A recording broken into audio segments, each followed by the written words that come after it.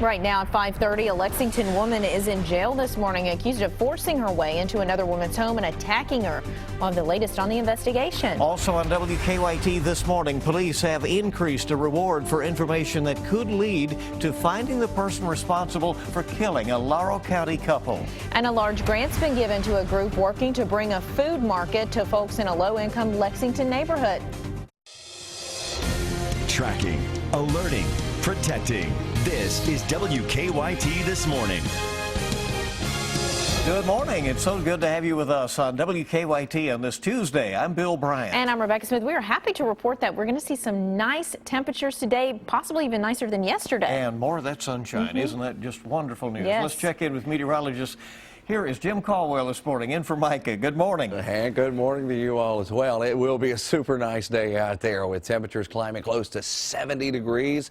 And you're right, the sunshine is going to be a big factor out there. Defender tracking moisture just to our north. That's associated with a little wave of energy that will be passing through the area eventually. And what that does for us between today and tomorrow, it'll knock a few degrees off of daytime highs. Not a significant amount, but we will see a little bit of a drop. We're all over the place with temperatures this morning. We've got 40s, 30s, and even a 50-degree reading showing up around the Louisville area. So we're really all over the place with the upper 30s showing up down to our south and right around the Frankfort area. By around 8 o'clock, we're at 41, fair skies. It's just a great looking day overall. We get to 5 o'clock, breezy, mild, up to 69 degrees. Some of us, especially in southern Kentucky, could hit that 70-degree mark and beyond. That's a trend we'll see more of, and we will track that trend coming up in just a few minutes.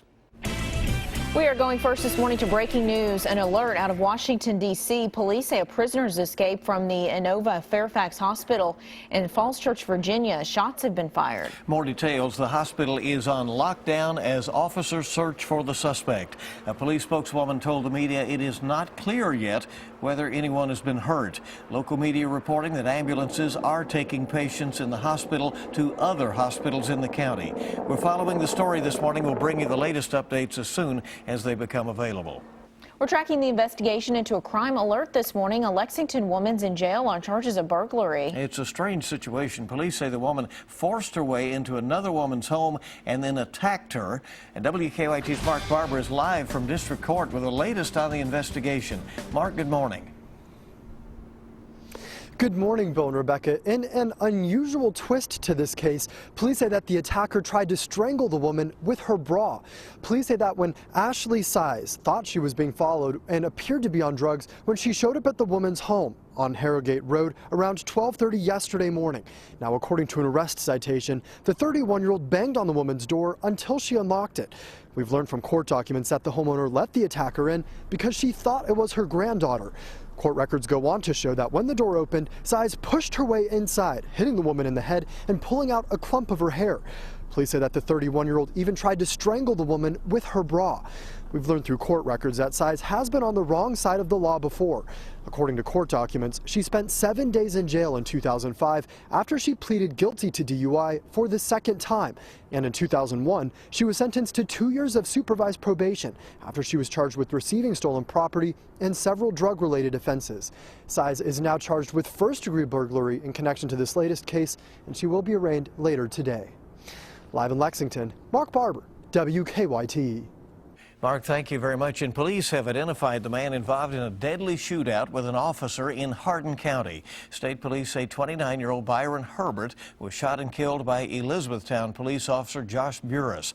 Officer Burris was called out to a domestic dispute Monday night at a grocery store. And when he got there, police say Herbert shot at Officer Burris and Burris returned fire. The suspect had several rounds of ammunition on his person, as well as other firearms in his vehicle. Herbert later died from his injuries. Officer Burris is on paid administrative duty for at least the next 2 weeks. That is standard procedure. An investigation is underway into a crash that sent 2 officers to the hospital. Prestonsburg police say a pickup truck hit a Floyd County Sheriff's deputy's vehicle head-on South Lake Drive. It then hit a wall. Both Lieutenant Clayton Teal and Chief Deputy Greg Clark were taken to a local hospital. Chief Deputy Clark was later airlifted to another hospital. The time is 5:35 on WKYT this morning. A woman accused of giving her nephew alcohol in a sippy cup has pleaded not guilty to several charges. Police in Garrett County say Angela Spoonamore was babysitting her nephew on Saturday night when she gave him the alcohol and even threw him on the ground at one point. Police say Spoonamore went to someone's house to watch the UK game. Witnesses told police that Spoonamore was acting normal at first, but then her behavior got out of control and they called the police. Some of Spoonamore's charges could put her in prison for several years. Do you plan to speak with an attorney about the case against you? No. Spoonamore is scheduled to be back in court on April 7th. The toddler's mother says her son never actually drank any of the alcohol. He was taken to Fort Logan Hospital in Stanford just for observation. Well, the reward has been increased for information in a Laurel County double murder. The bodies of Donnie and Sharon Jackson were found inside their burning home on Slate Ridge Road earlier this month. Crime Stoppers originally offered a $1,000 reward for information leading to an arrest, but friends of the victims at ANVETS Post 116 started collecting money. Now the reward is at more than $3,000. And if that'll help, that's what we're after, because Donnie was well thought of here and at the American Legion. Deputies received a few tips but haven't made any arrests. The sheriff's office says a fire might have started to cover up the killings. A group of experts will be debating childhood vaccines today on UK's campus. It comes after a measles outbreak stemming from California. A pediatrician, a law professor, a commissioner for Kentucky's Department of Public Health, and an epidemiology professor will all be taking part. That panel will start at noon. It will be at the W.T. Young Library on campus. Well, the director of the Fayette County Health Department says they're working to help curb the heroin epidemic. The department is hoping to soon have a needle exchange program for addicts. The hope is that the program will cut down the risk of getting pricked by a dirty needle. Kentucky Governor Steve Beshear signed a heroin law last week allowing health departments to create these needle exchanges. The program is not mandatory. Kentucky wildlife officials are not ready to release any information about the mountain lion that was killed in Bourbon County by wildlife officers, citing that the case is still an open investigation. But WKYT Investigates obtained hundreds of emails exchanged by Fish and Wildlife about the mountain lion. In those emails, the department sticks by its decision to kill it. We talked to the landowner that first found the animal. He darts into this brush pile and chases something up a tree, which I thought was probably a squirrel or a raccoon.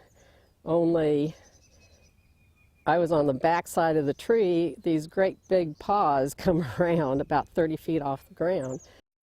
One of the reasons officials say they decided to shoot and kill the animal was because the closest tranquilizer gun was about 2 hours away.